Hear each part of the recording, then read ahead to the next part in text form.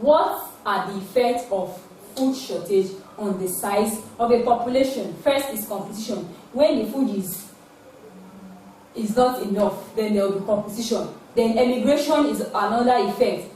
Organisms start moving away from their own place to another community, so they move out from that community of food shortage. Then there is decline in the rate of reproduction. Since the organisms don't have enough food in their system to even perform their own normal metabolic activities, you will not even have the strength to say it wants to reproduce, so there will be reduction in the rate of reproduction. What are the factors that affect a population? Factors affecting a population. These factors are divided into two. They are classified as biotic and abiotic factors, the living and the non-living factor. The abiotic factor being the non-living factor and the biotic factor being the living factor. So we want to consider the factors that affect a population. And the abiotic factors first. They include heat.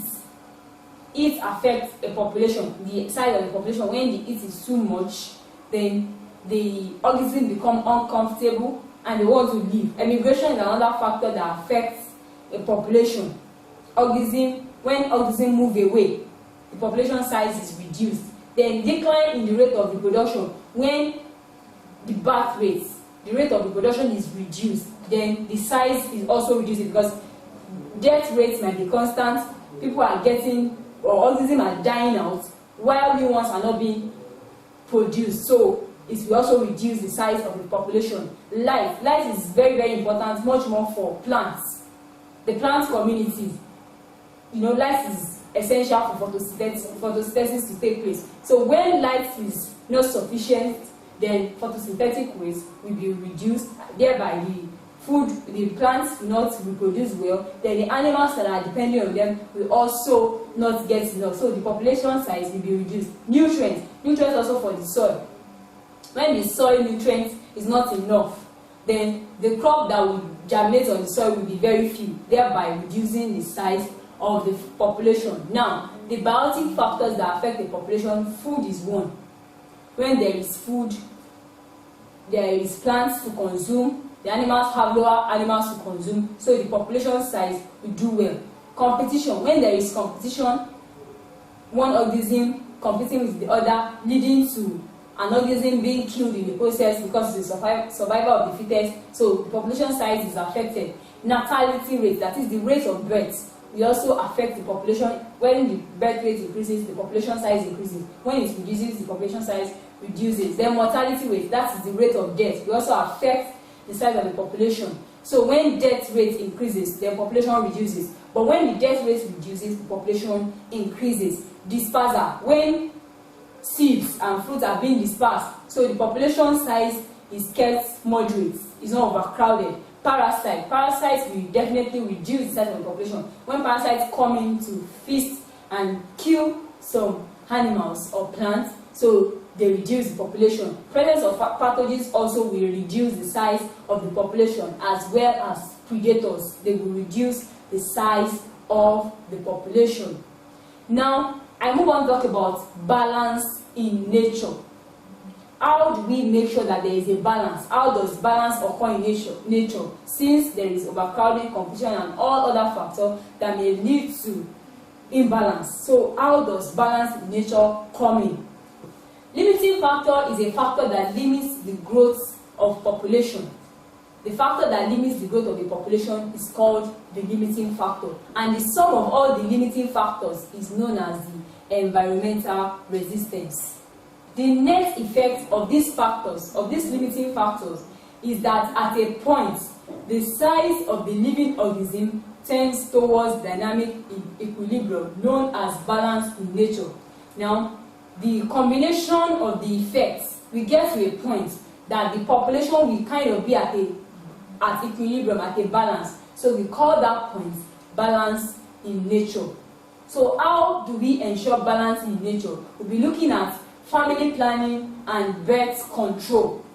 Family planning is a device by which couples, that is husband and wife, determine the number of children they want and when they want them. So it involves the number of children that a couple wants, then the time, the spacing that will occur between the children for effective planning and for proper care for those children. So that is what is called family planning. When the family sit down to plan, okay, we want to have 4 children, and we will have them with interval of 3 years so that we can take care of them and things like that. That is what is called family planning. And birth control or family planning devices, I'll be talking about them shortly. The ways that family can control birth, can control the number of children they have, and they can space them. We have reading method of safe period, use of condom is another way, use of diaphragm, spermicidal cream or tablets, intrauterine devices as IUD, contraceptive pill, we have injection, sterilization, withdrawal method. So those are the various methods of birth control, but I will now be explaining them. First is condom. Condom is a narrow, thin rubber worn by the man on his penis to prevent semen from entering the vagina during sexual intercourse. So when the sperm does not enter the vagina, there is no fertilization that occurs, so pregnancy is prevented. The use of condom can also prevent some sexually transmitted diseases such as gonorrhea and syphilis.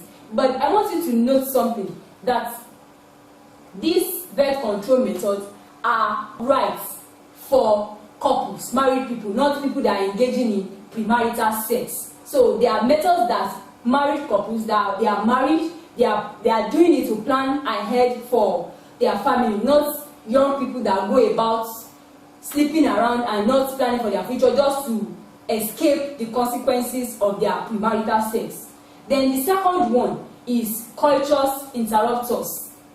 It's a method in which the man pulls out his penis from the woman's vagina during sexual intercourse. This makes sure that the sperm is discharged outside the vagina. So when the sperm doesn't enter the vagina, there is no chance of fertilization. Even though this is not a safe method because it may not be predicted. Then the removal of the vagina is done before ejaculation occurs. Then I said it's not a safe method. Then another disadvantage is that it disturbs the couples. Then it's not a method that always works, because eventually it might lead to pregnancy because there may not be accuracy in the withdrawal. The next method is diaphragm. Diaphragm is a dome-shaped rubber cup that is used as a mechanical barrier to keep the sperms from entering the vagina. This diaphragm is worn by the woman.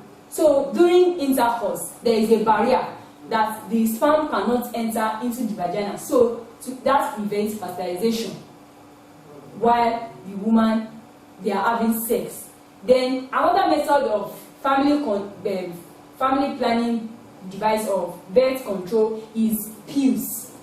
These are tablets that are taken by the woman daily to prevent conception. The pill or the tablet is to suppress the pituitary hormone in order to prevent ovulation. That is, to prevent the eggs maturing and prevent it from being released. So the pills are taken when the woman does not ovulate, and she has sex, then there is no fertilization that occurs, even though this method of pill has side effects.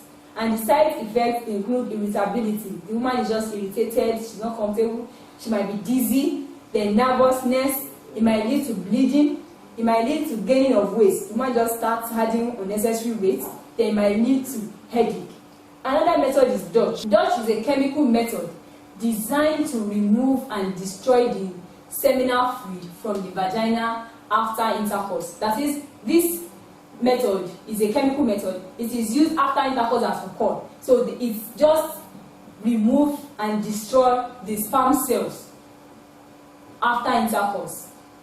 Then it prevents the sperm cell from entering into the cervix so as to prevent fertilization. Then the IUD, that's the intrauterine device, is a plastic object placed in the womb to prevent the fertilized egg from attaching itself to the wall of the uterus. So it is placed in the womb. This method causes pain, it causes discomfort, and sometimes serious problems in some women. Even though in some other women, it doesn't cause serious problems. but it depends on individuals. Another method is the injection. Injection is usually given every 3 months or every 6 months interval. Sometimes the woman can never become pregnant again after this injection is given to her. It's a method of childbirth control. So the last method that I'm talking about is sterilization. Sterilization is an irreversible method of birth control. It is for those who never want to have more children. They have concluded, okay, they have had enough. They have these 6 children and they are okay with them. So they don't plan to have more children. And it is both in the man and the woman. In the man, it is called vasectomy.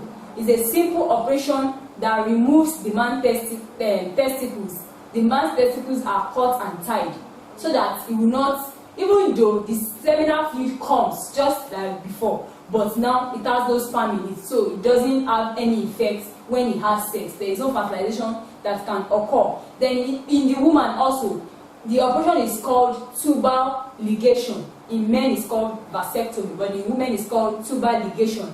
The fallopian tubes of the woman coming from the ovaries are cut and tied, so it prevents the egg the egg from the ovary reaching the uterus, and the sperm cannot reach the egg as well. So there is no chance at all of having a baby or of conception in this sterilization case. And I said it is